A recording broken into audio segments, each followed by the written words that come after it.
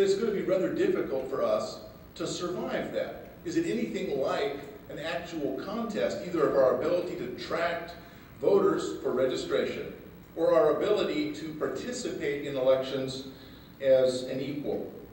Well, it's not so much that it's not fair, it's actually not possible for us to be able to participate that way. It's a dispiriting circle, and it's no accident. What happens is we're removed from the ballot, disqualified for registration. All the people that are registered are taken off. And then, of course, we can get the signatures and arrive again breathless at the starting line, having to start that cycle over again. North Carolina, we got on 8 times, and we got kicked off 8 times. So to be clear, those 3 aspects, access, retention, and special rules on timing and residence. Those of you in Oklahoma, the one of you from Oklahoma, certainly know also it's a very difficult problem to have those third restrictions about you have to be a resident of the state and you can't be paid. Those three things work together. But access and retention rules, that is, here's how you get on the ballot, here's how you stay on the ballot, work together like a pair of scissors that cut our liberties to run and voters' liberties to choose. Being able to describe that to voters is the thing that we actually need to try to fight and get behind us, that we as a party need to try to solve. Ballot access is the thing that's holding us back more than anything else. Well, those restrictions didn't emerge overnight. And it's interesting that I don't think that most voters realize how restrictive ballot access is for offices other than president.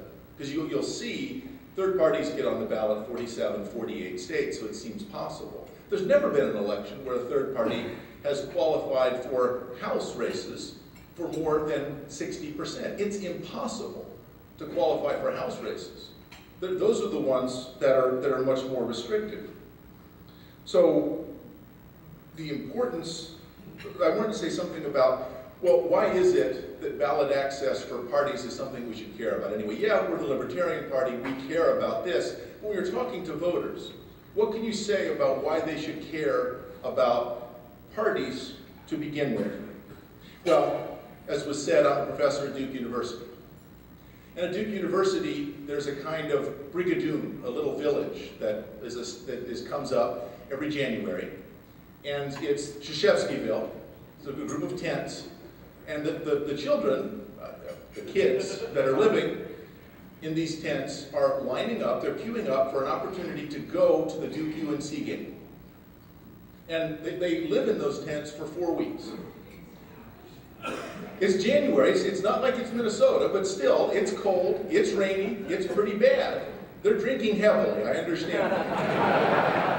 So that they're trying to anesthetize themselves against the meteorological impact of having to live outside. But still, well, why is it that they do that? Suppose we were to announce, we're going to have a game, a basketball game. 5 guys are going to play another 5 guys. Would you go to see that? No, nobody cares about 5 guys against other 5 guys. Duke against UNC, you might. The Archangel Gabriel against Satan himself. You might want to go see that. Well, suppose what you have is the political equivalent of 5 guys playing another 5 guys. That doesn't motivate people to go out to the polls.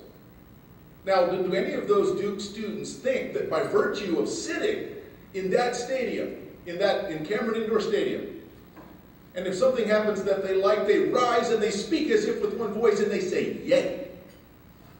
No, they don't think that if they weren't there, it would change the outcome of the game. Now, all of us think, we have special underwear that we wear and that actually does affect far-off events, but in our more rational moments, we probably don't think that we have that effect. I do, I have special underwear. But you guys don't. Well, no, the point is not their being there changes the outcome. The fact is that no voter going into the booth changes the outcome. What matters is that as a group, we express our solidarity with the cause that we all believe in. And the reason why ballot access is so important for the Libertarian Party is the other parties fully recognize that our message, if given a fair hearing, will in fact elicit a response. And so what they have to do is soak up all of our resources. They have to soak up all of our emotional energy. They have to prevent us from being able to place our message fairly before the public. Because if we do, we can begin to grow.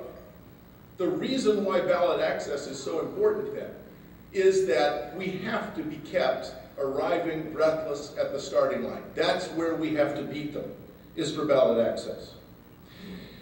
The way to do that, the way to accomplish that as a party, is to try to get the law changed, to try to raise money in order to qualify for whatever the requirements are, and to work through the courts. So again, 3 things. Work on the legislature to try to elicit sympathy for the fact that it's unfair, it's wrong, it's not consistent with democracy for us to be subjected, or for anyone to be subjected, for parties. It isn't about us. We have no fundamental right as libertarians to run. What we have is the right as citizens to associate. It's written down somewhere. We should have the right of free association. That means as a group, we get to see if anybody likes our positions. And voters get to examine those positions and say whether they find them persuasive. Well, in North Carolina, we have tried all 3 of those approaches. We did have, thank goodness, some impact on the legislature. Until 2006, the way, remember I said, the scissors worked about access and retention. Access required basically 100,000 signatures, and retention required 10%. So, having spent all of our resources, everybody that you know, when they see you, they duck into a doorway and say, "Damn, it's that guy! I can't give him any more money. I can't volunteer anymore. I've done enough just in order to get on the ballot. We can't possibly get that 10%. The legislature changed it to 2%.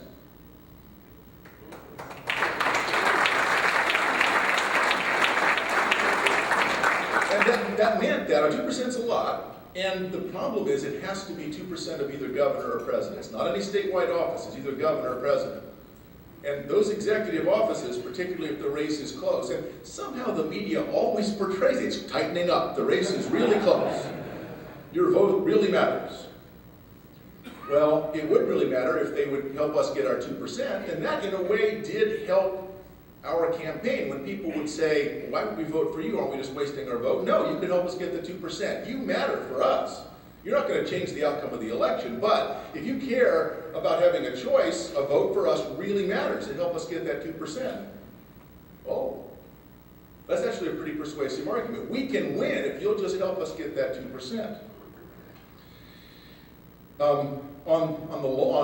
In the courts, we still have a number of court cases that are pending, but one of them is before the state Supreme Court. We actually got, at the circuit level, one of the judges completely came down on our side. We may actually win a court victory also. Now, the problem is it's very expensive to pursue those 2 things in parallel. Here's the thing that I think is most interesting in court. I worked as an expert witness with the ACLU, actually for the Green Party, because the Greens and the Libertarians joined on this, because it was clearly not just a partisan issue for us. This is something for the people. The states, we had a couple of expert witnesses. Richard Winger came in. We had, I thought, I would think this, but it actually was a pretty impressive set of evidence, a pretty impressive set of arguments. The state called no